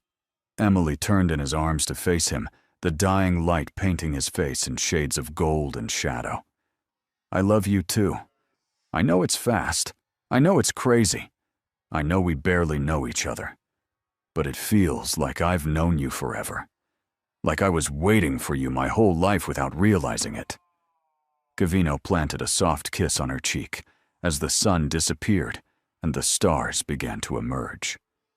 The world fell away until there was only them, only this, only the sound of the ocean and the pounding of their hearts, and the certainty that this was right, this was real, this was worth any risk. When they finally detached from each other, Gavino took her hand and led her toward the cottage. "Come inside," he said, his voice rough. "Let me show you the rest." The cottage was simple but beautiful. One large room with a stone fireplace, comfortable furniture, and floor-to-ceiling windows overlooking the ocean. Gavino lit the fire while Emily explored, running her hands over the soft blankets on the bed, the books on the shelves, the fresh flowers in a vase on the small dining table. "You planned this," she said, turning to face him as he knelt before the fireplace, flames beginning to catch and flicker. "I hoped," Gavino corrected, standing and crossing to her. "I hoped you might be ready, that you might want this. But if you're not, if this is too much, too fast." Emily crossed the distance between them and hugged him. Then he lifted her and placed her down gently on the soft blankets, like she was something precious that might break if handled roughly. "Are you sure?" he asked, hovering over her, his voice strained with the effort of holding back. "Because once we do this, there's no going back for me. You'll be mine completely, and I'll be yours. Forever." "I'm sure," Emily whispered, pulling him down to her. "I've never been more sure of anything. I want this. I want you. All of you." What happened next was tender and perfect in ways Emily had never imagined possible. Gavino was careful as he treated her like she was the answer to every prayer he'd never spoken aloud, while Emily felt like something in her soul clicked into place, like she'd found a piece of herself she hadn't known was missing. Afterward, he held her close and smiled. The fire crackled in the hearth, casting dancing shadows across the walls, and the ocean sang its endless song outside. "You're mine now," Gavino said softly, possessiveness and wonder mixing in his voice. "And I'm yours, completely, forever, no matter what comes." Emily curled into him, feeling complete in a way she'd never experienced before. "I love you. I love you more than I thought possible," Gavino replied, his arms tightening around her. "More than is probably safe. More than is certainly wise." They fell asleep wrapped in each other, the ocean singing outside, the fire warming the room, both believing that nothing could touch them here, that they'd found something pure and perfect that the dangerous world couldn't reach. But the next morning, everything changed. Emily woke to find Gavino gone from the bed. The sheets beside her were cold. He'd been gone for a while. She pulled on his shirt, which fell to mid-thigh, and walked outside barefoot, finding him on the beach talking on his phone, his voice hard and cold in a way she'd never heard before. "I don't care what it takes. Find him. And when you do, make sure he understands the consequences of threatening what's mine. Make him understand what happens to people who cross me." He paused, listening. "No, not permanently. Not yet. But make him wish it was permanent." Gavino hung up and turned, his expression immediately softening when he saw her standing there, the morning sun backlighting her, making her look almost ethereal. "Emily, I didn't want to wake you. What's wrong?" she asked, her stomach knotting with sudden fear, with the realization that she'd just stepped fully into his dangerous world. Gavino hesitated, clearly debating how much to tell her, how much to protect her from. Finally, he sighed. "Someone took photos of us at the charity event. They're threatening to release them to the media along with information about me that could be damaging." "What kind of information?" "The kind that confirms suspicions people have had about my business dealings for years. The kind that links me to organizations and activities that would interest law enforcement. The kind that could destroy everything I've built." Gavino ran a hand through his hair, agitation clear in every movement. "But that's not what concerns me most." "Then what does?" "Being seen with you makes you a target," Gavino said, crossing to her and gripping her shoulders. "It tells my enemies that you matter to me, that you're someone they can use to hurt me. And I can't." His voice broke. "I can't let anything happen to you. I won't survive it." Emily's chest squeezed with fear, but also with determination. "Then what do we do?" "I handle it. I make the threat disappear. I neutralize anyone who might use you against me." Gavino's eyes were distant, already planning strategies, calculating risks. "And you?" He closed his eyes, pain etching deep lines in his face. "You stay safe, even if that means staying away from me." Emily's heart stopped, and the world seemed to tilt on its axis. "You're pushing me away." "I'm protecting you," Gavino said desperately, his hands tightening on her shoulders, almost painfully. "Don't you understand? Everyone who gets close to me becomes a target. My enemies will use you to hurt me. They'll threaten you, kidnap you, hurt you, destroy you just to watch me suffer, just to bring me to my knees." "I don't care," Emily said, her voice shaking with emotion. "I'm not leaving you because things got difficult. I'm not running at the first sign of danger." "This isn't difficult, Emily. This is deadly." Gavino's voice rose, frustration and fear warring in his expression. "I've lived this life for 40 years. I know how it works. I know what they'll do to you. I've seen it happen to people who mattered far less to me than you do." "Then protect me," Emily shot back. "You said that's what you do. You said my safety was your responsibility. So take that responsibility seriously and keep me safe instead of pushing me away." "And I'm taking that responsibility seriously by keeping you away from the danger." Gavino pulled her close, pressing his forehead to hers, his breathing ragged. "Even if it kills me to let you go, even if living without you feels impossible." Emily pushed away from him, anger rising through her fear, like lava through rock. "So last night meant nothing? Everything you said, everything we did, that was all a lie?" "Last night meant everything," Gavino said, his voice breaking completely. "That's exactly why I have to do this. I love you too much to watch you get hurt because of me. Too much to let my dangerous world destroy you." "That's not your choice to make," Emily said, tears streaming down her face now, hot and angry and heartbroken. "I'm not a child. I'm not some helpless thing that needs you to make decisions for me. I can decide for myself what risks I'm willing to take." "Not this risk," Gavino said firmly, his own tears finally falling. "Not with your life. I won't gamble with your safety. I won't take that chance." They stood there, facing each other on the beach, both crying now, both torn between love and fear, both wanting opposite things. Him wanting her safe even if it meant losing her wanting them together even if it meant danger. "Take me home," Emily finally said, her voice hollow, all the fight draining out of her. "If you're so determined to push me away, if you're so certain this is the right thing, then do it. Take me home. But don't pretend it's for my own good. You're just afraid. Afraid to fight for us.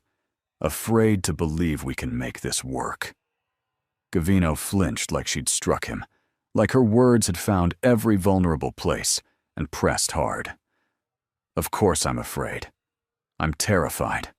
Because losing you would destroy me more completely than any enemy ever could. But staying with me might destroy you, and I'd rather be destroyed alone than watch you suffer for loving me."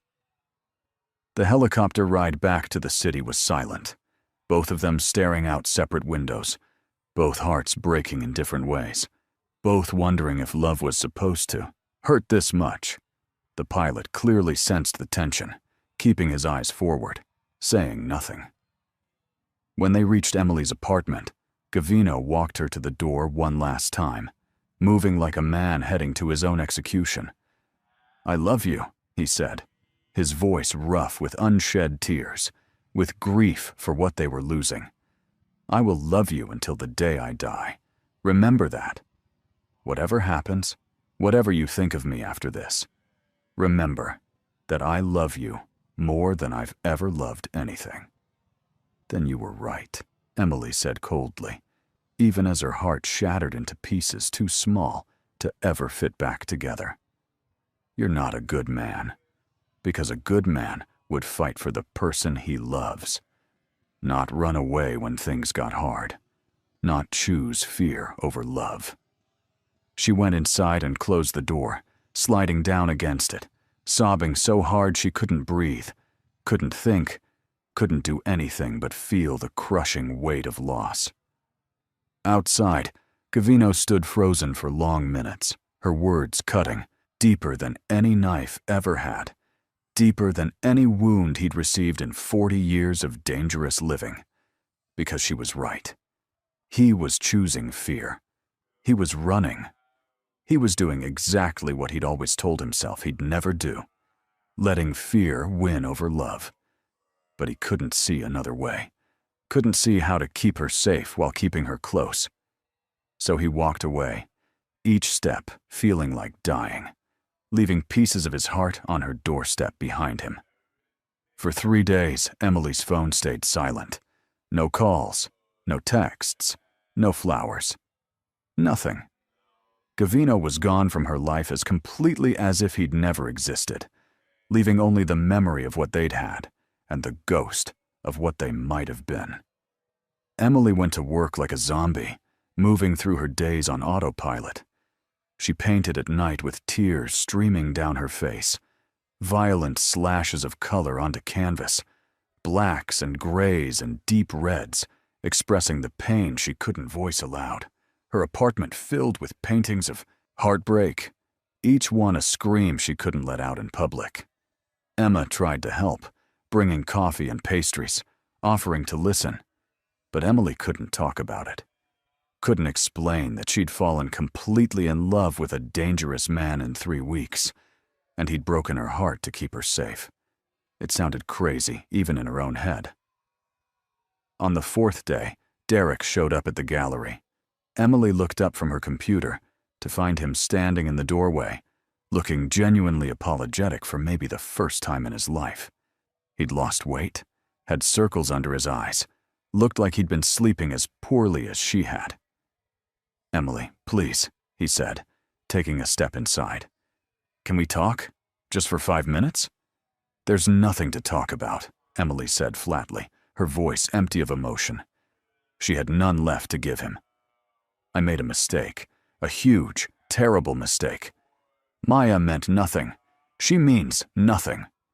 You're the one I love, the one I want, the one I can't live without. He stepped closer, his expression pleading. Please give me another chance. Let me prove I can be better. Let me show you I've changed. Emily looked at him, this man she'd thought she loved, who now seemed like a stranger, like someone from a different lifetime. She felt nothing looking at him. No anger, no residual love, just emptiness. No, she said simply. Why? Because of that old man you've been seeing? Derek's expression turned ugly, revealing the petty jealousy underneath the apology. Come on, Emily. He's what, 60? 70? What could he possibly offer you that I can't? He's probably using you. Guys like that always do. Rich, older men using young women, and then discarding them when they get bored. He offers me everything you never could, Emily said quietly, her voice gaining strength, even as tears threatened. Respect, protection, real love. He treats me like I'm precious, like I matter, like my happiness is important. You never did any of that. He's using you. Derek spat, all pretense of apology gone now. Guys like that always do. Rich, powerful men don't actually care about the young women they date. They just want arm candy and someone to show off. He'll get bored and move on to the next pretty young thing, and you'll be left with nothing. Get out, Emily said, her voice shaking with rage that felt good after days of numbness. Get out, and don't ever come back. Don't call, don't text, don't show up at my work. We're done. We've been done since the moment I walked in on you with Maya. Derek opened his mouth to argue, then seemed to think better of it. He left, slamming the door hard enough to rattle the paintings on the walls. Emma appeared moments later, eyes wide. Are you okay? No, Emily said honestly, but I will be, eventually. That night, she couldn't sleep. She kept replaying conversations with Gavino, wishing she'd said something different, wishing she'd fought harder to make him see that she wasn't afraid of his world. That love was worth the risk. She kept reaching for her phone to call him, then stopping herself because what was the point? He'd made his decision. He'd chosen to protect her over keeping her, and she had to respect that, even if it was destroying her. At 2 a.m, she gave up on sleep and went to her studio, the small spare bedroom where she painted. She pulled out a fresh canvas, not thinking, just feeling, letting her hands move across the surface in broad strokes of midnight blue and silver and deep purple. Hours passed in a blur. The sun began to rise, painting the sky in shades of pink and gold. And slowly, an image emerged from the chaos of color. Gavino's face, rendered in shadows and light and memory, his eyes holding all the sadness and love she'd seen in them that last morning on the beach. She was still painting, tears streaming down her face, when her phone rang. But it wasn't Gavino. It was a number she didn't recognize. Hello, she answered, cautiously, wiping her eyes with the back of her hand, leaving a streak of paint across her cheek. Miss Hayes. The voice was unfamiliar, cold, male, with an accent she couldn't place. Vaguely Eastern European, maybe. You don't know me, but I know you. I know you've been seeing Gavino Dante. I know he cares about you very much. I know he pushed you away to keep you safe. Touching, really. Emily's blood ran cold, her heart stopping in her chest. Who is this? Someone who wants to send Gavino a message. Someone who wants him to understand that he can't just walk away from his obligations. Someone who knows that hurting the people he loves is the only way to hurt him. The man's voice was casual, conversational, which made it even more terrifying. And you, my dear, are going to deliver that message for me. You'll hear from me again soon, very soon. And when you do, You'll do exactly what I say, or Gavino Dante will watch you die, slowly, painfully, while he's helpless to stop it. The line went dead. Emily stood frozen, the phone still pressed to her ear, terror flooding her system like ice water through her veins. She couldn't breathe, couldn't think, couldn't do anything but stand there and shake. Gavino had been right. Being with him had made her a target. His world had found her anyway, despite his efforts to push her away, despite the distance he'd created between them. The danger he'd feared had come for her regardless. But instead of running, instead of hiding, instead of calling the police who probably couldn't help anyway, Emily felt something else rise in her chest alongside the terror. Determination. Anger. The certainty that she wasn't going to let whoever this was use her to hurt Gavino. She wasn't going to be a passive victim. She wasn't going to let fear win. She grabbed her keys with shaking hands and ran for her car. Emily drove to Gavino's estate with her hands shaking on the wheel, adrenaline and fear making her entire body tremble. The gates were closed when she arrived, imposing iron barriers that suddenly looked more like prison walls than protection. She pressed the intercom button repeatedly, urgently, until a familiar voice answered. "Miss Hayes?" It was Marco, one of Gavino's security team. His voice sounded surprised, concerned. "Mr. Dante isn't expecting. I need to see him now. It's urgent. Someone called me." Her voice broke on the last word, fear finally cracking through her determination. There was a pause, then the gate swung open with a mechanical hum. Emily drove up the long driveway too fast, her tires kicking up gravel, her heart pounding so hard she felt dizzy. Gavino met her at the door before she could even get out of the car, looking like he hadn't slept since she'd seen him last.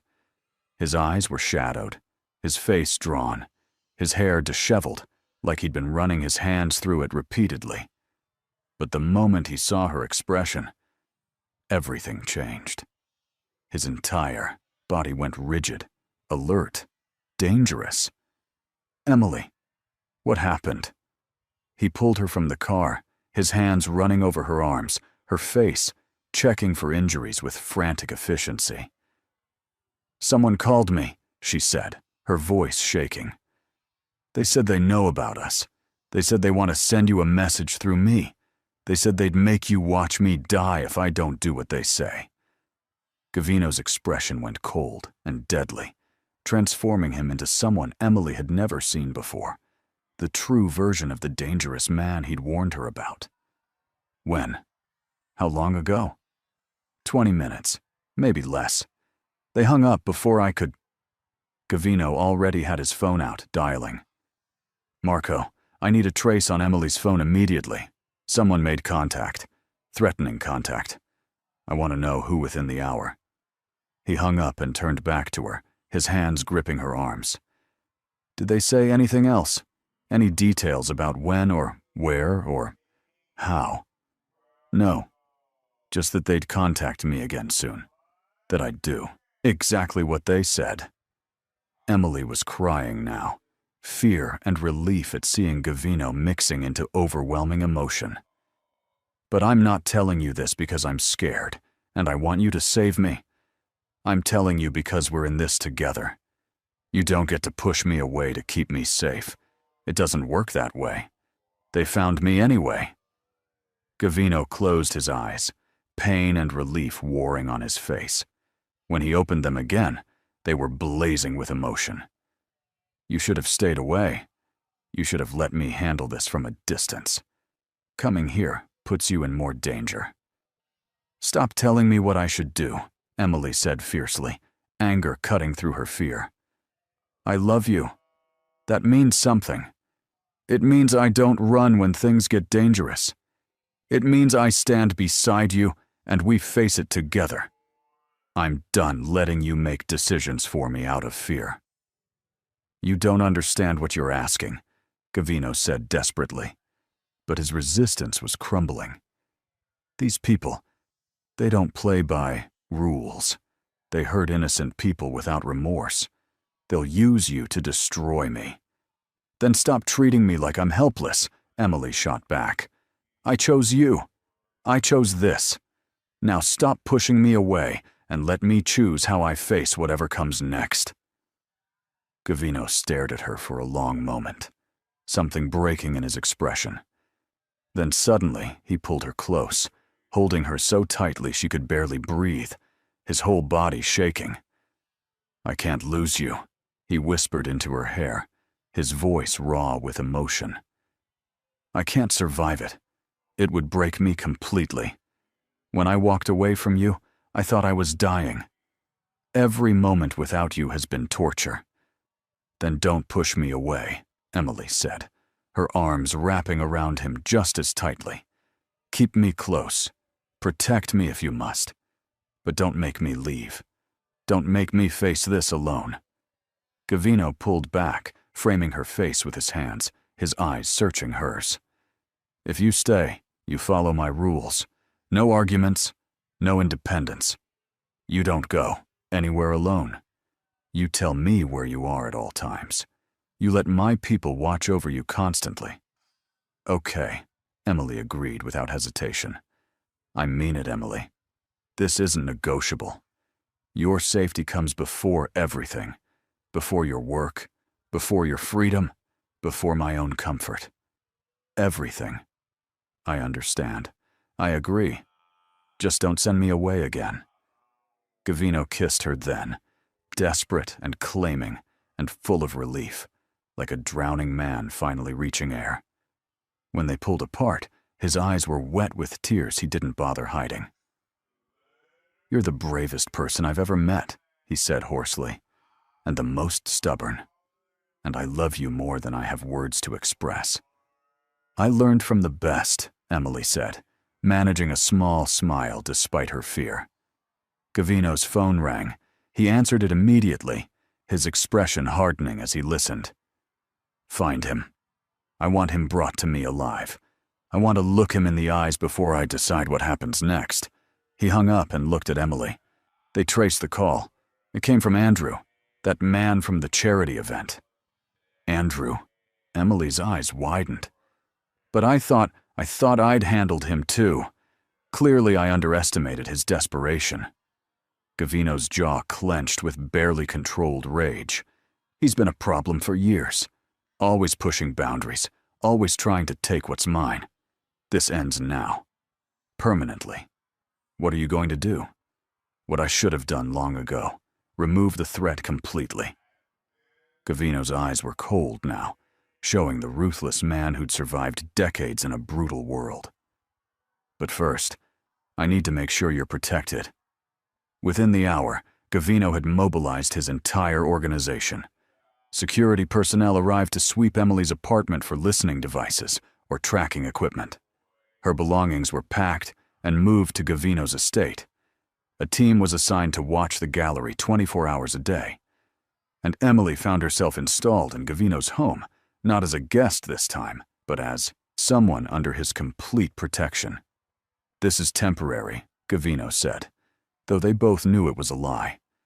"Once Andrew is handled, once the immediate threat is neutralized, I don't want temporary," Emily interrupted. "I want permanent. I want this. I want you. I want to build a life together, not hide from the world." Gavino's expression softened. "Then you'll have it. All of it. For as long as you'll keep me."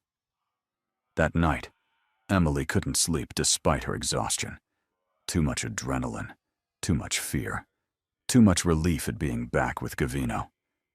She wandered through his house, finally ending up in his library where she knew she'd find him. He was sitting in one of the leather chairs, staring into space, a glass of whiskey untouched on the table beside him. When he saw her, he opened his arms without a word, and Emily climbed into his lap, curling against his chest. "What happens now?" she asked quietly. "Now I end this. Tomorrow, I'm meeting with Andrew. He thinks threatening you will make me weak, make me negotiate." Gavino's voice was cold, controlled. He's about to learn exactly how wrong he is. Threatening you doesn't make me weak. It makes me lethal. I want to come with you. Absolutely not. Gavino. No, he said firmly, brooking no argument. This is not negotiable. You stay here, where you're safe, where my people can protect you. I go alone. This is my world, my fight. You don't need to see this side of me. Emily wanted to argue, but the look in his eyes stopped her. This was the line he wouldn't cross, letting her witness violence, letting her see him do whatever terrible things he was planning. Part of her appreciated the protection of her innocence. Part of her hated being excluded. Promise me you'll come back, she whispered instead. Gavino's expression softened. I promise. I've survived worse than Andrew, and now I have something worth living for. That makes me more dangerous than I've ever been. They fell, asleep in the chair together, wrapped in each other's arms, both pretending they weren't terrified of what morning would bring. The next day, Gavino left early. Emily woke to find him gone, but there was a note on the pillow beside her, written in his careful hand. I will always come back to you. Wait for me. Trust me. Love me. The hours crawled by with agonizing slowness. Emily tried to paint, tried to read, tried to do anything to occupy her mind. But all she could think about was Gavino, facing danger alone, doing whatever terrible things he needed to do to keep them safe. Maria arrived at noon, the older woman who'd worked for Gavino for 20 years, who'd told Emily stories about him. She made lunch and kept Emily company, clearly assigned to distract and comfort. He'll be fine, Maria said confidently, as if she'd seen this dozens of times before. Mr. Dante always comes home. Always. He's too stubborn to let anyone beat him. Late afternoon finally brought the sound of Gavino's car in the driveway. Emily ran to meet him, relief flooding through her when she saw he was unharmed. No visible injuries, no blood, just exhaustion evident in every line of his body. He caught her in his arms, holding her tight. It's handled. Andrew won't be a problem anymore. Neither will anyone else who thinks threatening you is a viable strategy. Emily didn't ask for details. Some things were better left unknown. She just held him, grateful he'd kept his promise to come back. That evening, Gavino cooked dinner while Emily watched, both of them needing the normalcy of domestic routine after the tension of recent days. As he stirred sauce on the stove, he spoke without looking at her. I've been thinking about what happens next, about how we move forward, about what kind of life we can build together. Emily's stomach nodded. What do you mean? I mean that I can't keep living in two worlds, the one where I'm Gavino Dante, feared and powerful, and the one where I'm just a man who wants to love you without complications. He turned to face her. Something has to change. I have to change. What are you saying? I'm saying I want to step back from my old life, not completely. I have responsibilities, people who depend on me, obligations I can't just abandon. But I want to shift my focus, build something legitimate, something clean, something I'm not ashamed to share with you. Gavino crossed to her, taking her hands. I've spent 40 years building an empire on fear and power. Maybe it's time to build something better, a life actually worth living. Emily's eyes filled with tears. You'd do that? Give up your power? Change everything? Power means nothing if I can't share my life with you openly, honestly, without fear. Gavino squeezed her hands. You're worth more than any empire, more than any amount of money or influence. You're worth everything. I don't want you to give up who you are for me, Emily protested. I'm not giving up anything, Gavino said firmly. I'm choosing what matters, and you matter more than anything else ever has, more than anything else ever will. They held each other in the kitchen, sauce simmering forgotten on the stove. both understanding that this was a turning point, the moment where everything changed, where fear finally lost to love, where they chose each other completely despite every logical reason not to. "We're going to make this work," Emily said with certainty. "We're going to build something beautiful together, something real and lasting and worth all the pain it took to find each other." "Yes," Gavino agreed, his voice thick with emotion. "We are. And I'll spend the rest of my life making sure you never regret choosing me." Outside, the sun was setting, painting the sky in shades of gold and pink. Inside Gavino's kitchen, two people who should never have worked together held each other and believed in impossible things. In happy endings. In love, conquering fear. In building futures from broken pasts. Together. Sometimes the most beautiful love stories are the ones that teach us we're never too broken to be loved, never too scared to try again, and never too different to find our perfect match.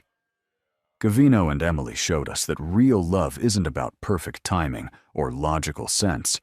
It's about two people choosing each other every single day, even when the world tells them they're wrong. If this story touched your heart, please like, share, and subscribe so we can bring you more stories about love that heals, transforms, and conquers everything in its path.